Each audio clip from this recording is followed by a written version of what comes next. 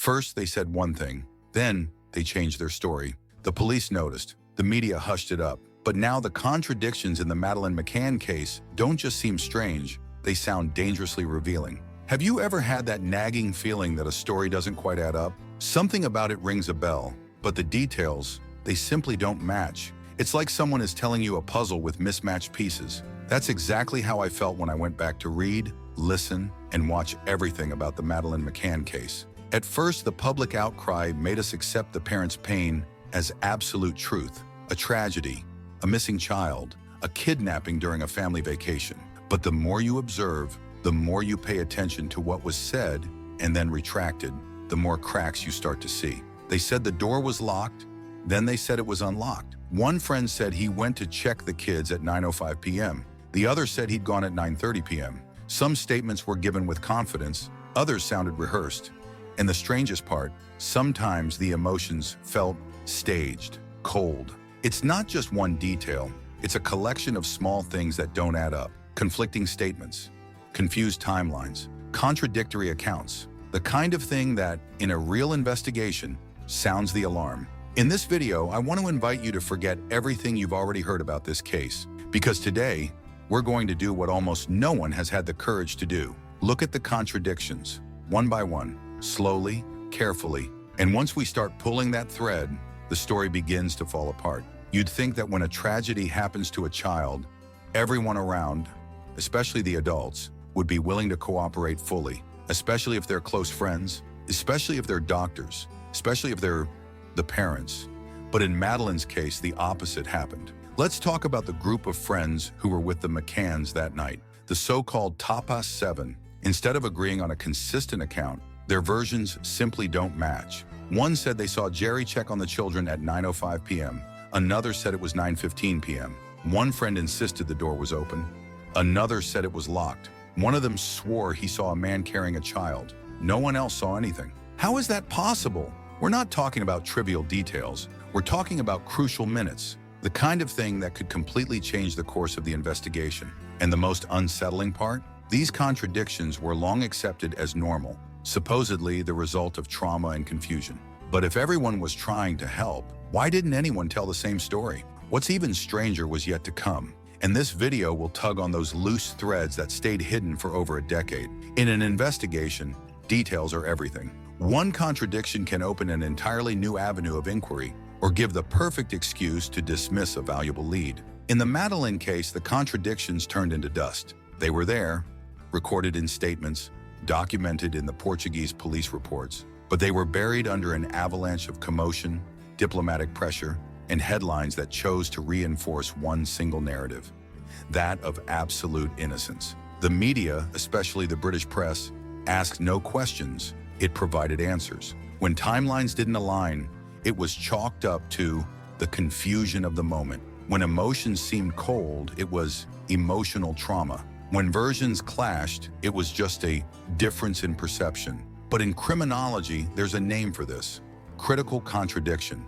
It's the sort of detail that demands attention. And when several critical contradictions arise in quick succession, it's like a red light flashing. Something isn't right. The Portuguese police even said this loud and clear. But the response was swift. International public opinion turned against the investigators. The narrative needed protection. The problem is, ignoring contradictions doesn't make them go away.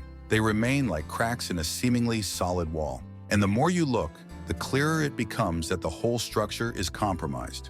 In this video, we're going to examine these cracks, not to point fingers, but to understand how the truth may have been set aside in the details. It was just after 9 p.m. He says he saw the children's bedroom door open. Everything seemed normal. Half an hour later, another friend says he went up and found the door closed. And more than that, he said he felt something was off. 2 accounts. Same group, same night, same room. Opposite versions. Who's telling the truth? Who forgot? Or who changed the facts? That's just one of many contradictions that make this case go from a mystery to something more serious. Each contradiction is a loose thread, and in this video, we're going to pull on all of them, one by one, because when you piece together all these inconsistencies, what seemed like a solid story starts to crumble. So if you want to see what very few have dared look into, make sure you're subscribed, because this goes deep. In any serious criminal investigation, there's a certain type of detail that can't be ignored. It doesn't make headlines. It doesn't shout. But when it appears, it demands full attention. It's known as a forensic contradiction, when someone's account conflicts with physical evidence, official timelines, or the accounts of other witnesses. And in the Madeleine McCann case, these contradictions aren't isolated. There are plenty of them, scattered all across the investigation. Let's talk about the timeline from that night. According to statements, the McCann's group of friends, the so-called Top of Seven, had planned to take turns checking on the children sleeping in their apartments. The idea was simple. Someone would go every half hour. Jerry McCann says he went to the room around 9:05 p.m.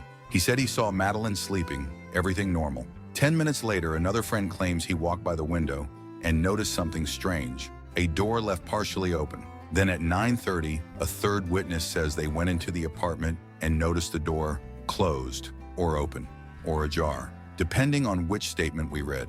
Now take a breath. These three versions don't match, and we're talking about a 25-minute span, a critical time window, the sort of detail that changes everything. That's where the case begins to shake, because when close witnesses, intimate friends, people at the same dinner, give different accounts of something as simple as checking on a room, the question isn't just what happened to Madeleine anymore.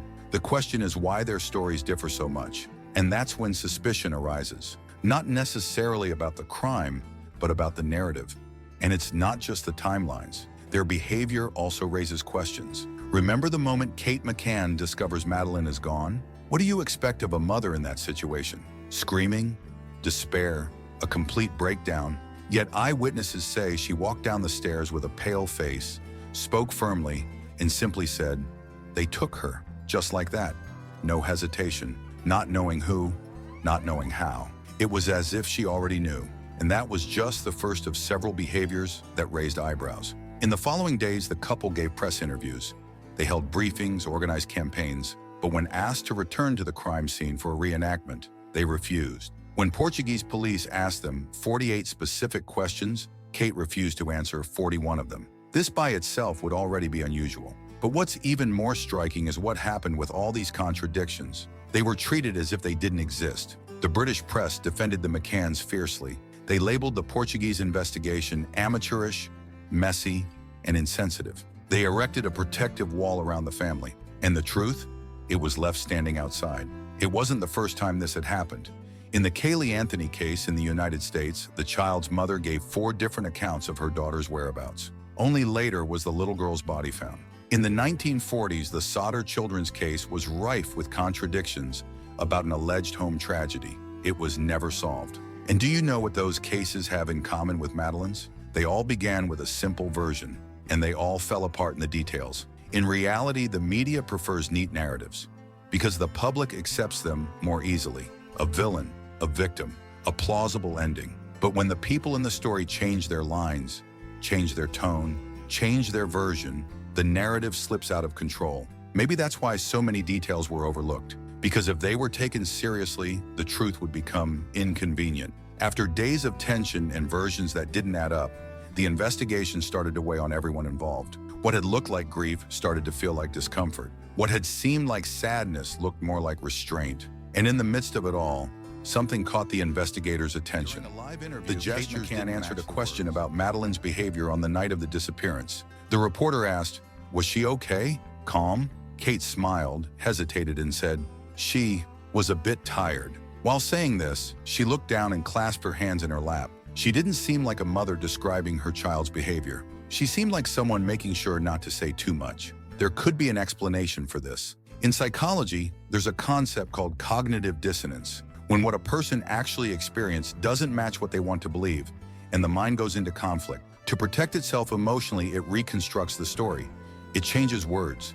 It suppresses memories. It invents excuses. But how far does that go? In traumatic situations, forgetting details is normal. But forgetting where you were, what time it was, who saw who, that starts to go beyond confusion. It becomes a pattern of silence, rehearsed lines, shifting accounts. Then another mechanism emerges, denial. The mind would rather rewrite its memories than admit to a mistake that can't be undone, especially when that mistake carries irreparable consequences. Maybe the group was just protecting each other, but how many distortions can fit into one tragedy before it starts to look like something else. What makes this case even stranger is what happened outside the investigation, away from the police station, the stage where everything turned into a show, the media. From day one, the British press bought the kidnapping story with near religious fervor. The McCanns were portrayed as model parents, absolute victims. Anything that threatened that image was cut, hushed up, or edited out. When the Portuguese police expressed doubts, the tabloids struck back. They labeled the investigators incompetent, claiming they were making emotional judgments. The focus of the coverage shifted to the family's suffering, not the unanswered questions. That had a direct effect. People stopped asking questions, and if anyone dared to point out a contradiction, the response was immediate. How dare you doubt people who have already lost so much? The issue wasn't just on television. The couple's interviews fueled confusion as well. In one, Jerry said he last saw Madeleine around 9:10 p.m. In another, he said 9:15 p.m. Later, he mentioned maybe 8:30 p.m. A small mistake? Perhaps. But in a real investigation, that changes everything. Then the internet got involved. Ordinary people started comparing videos, retrieving old clips, placing statements side by side, and bit by bit, the things the media had tried to hide resurfaced. As if the contradictions had a life of their own. As if details had memory. What no one said out loud began to resonate between the lines. And everything that looked solid began to shake. So far, we've seen random fragments. One friend says one thing, another contradicts it. The mother reacts oddly. The media defends, the police suspect. But when these pieces come together, what seemed like a confusing case begins to morph into an unstable framework, a house of cards. And the card that made everything begin to topple has a name: Eddie and Keela. Two British police dogs trained to detect human blood in the scent of death. They were brought to the McCann's apartment weeks after the disappearance, and what they identified left little doubt. Eddie, the dog that detects the scent of death, barked persistently in 3 places: behind the living room sofa, near the closet, and on Madeleine's mother's clothes. Keela, trained to find human blood, singled out the same spot in the McCann's rental car, a vehicle they only rented weeks after their daughter had gone missing. At that moment, the kidnapping narrative began to crumble. How could that be explained? Kate and Jerry's response was cool. They avoided direct answers. They said the car might have carried dirty diapers, raw meat, anything. But dogs don't confuse diapers with the scent of a corpse, nor supermarket meat with real blood. The Portuguese police presented a new theory: a domestic accident. The child might have died in the apartment, and in fear of being held responsible, the parents hid the body. It wasn't an accusation. It was a line of investigation. But again, the media blocked it. The couple never gave consistent explanations. The questions were deflected. The official story carried on, but it was shaking. That was the moment many people who had believed blindly in the family's innocence stopped. They reread statements, rewatched the videos, started from scratch, because it was no longer possible to deny the gaping holes. There was never a ransom note. The window where the abductors supposedly entered had no signs of forced entry. The curtains were intact. No strange fingerprints were discovered. Yet the McCanns continued as victims, with the official narrative intact. As if by repeating that version thousands of times, it became immune to logic. And this is the most delicate point. When Foucault said that power defines truth, he wasn't exaggerating, because in this case, those who held the microphone, the media, the British government, the family's lawyers, decided which version was worth telling. And the truth? It remained trapped among the cards. A structure that looks strong from the outside, but inside it's propped up by contradictions. Every timeline that changed, every statement that didn't match, every attitude that defies logic, all that creates a shaky stack, ready to collapse at any moment. Maybe the McCanns didn't commit a crime, but the versions they've shared don't support the official narrative. That's just a fact. What happened to Madeleine that night may never be proven, but what we do know is that the case remains standing not through the power of truth, but through the power of what's been decided as truth. And now that you've seen each misplaced piece, there's only one question left. How long until it all comes crashing down? One thing this case taught me: truth doesn't have to shout. It only needs to endure. And when a story starts to crumble in its details, in its timelines, in its gestures, in the words repeated with too much caution, we realize that something isn't standing because it's solid, but because it's being propped up. I don't believe every contradiction means guilt, but when they become a pattern, when nobody can confidently repeat the same version, we're no longer facing a mystery but a cover-up. In my view, the official version of the Madeleine McCann case doesn't withstand the test of time. It's been protected, reinforced, shielded, but it's riddled with holes. And that's exactly where the truth nobody wants to talk about resides. That's why I believe taking another look at these contradictions, with no filters, no pity, no fear, is more than important. It's necessary. Because when everyone says the same thing in different ways, maybe the problem isn't memory. Maybe it's what they're trying to hide. If you stayed with me until this point, comment below. I am made of doubts. That way I'll know you watched until the end and you're thinking about this with me. Now, if you enjoy this kind of case, the kind that seems solved but has something screaming beneath the silence, the next video will leave you stunned. We're going to dive into another famous disappearance in which overlooked details ended up revealing more than the headlines. I guarantee it's even more uncomfortable. So make sure you're subscribed because the next episodes will continue along these lines, taking a closer look at the details that hardly anyone had the courage to confront. And if you want to better understand how these kinds of cases are dissected by people who really study investigation, manipulation, and forensic errors, I've left a reading recommendation in the first comment that will turn you inside out. I'm not going to name it here so I don't spoil the surprise, but it's quick, addictive, and will change the way you look at any case the media tries to push onto you. Check it out. But first, think about everything we discussed today, because some stories only make sense when we stop listening and start observing.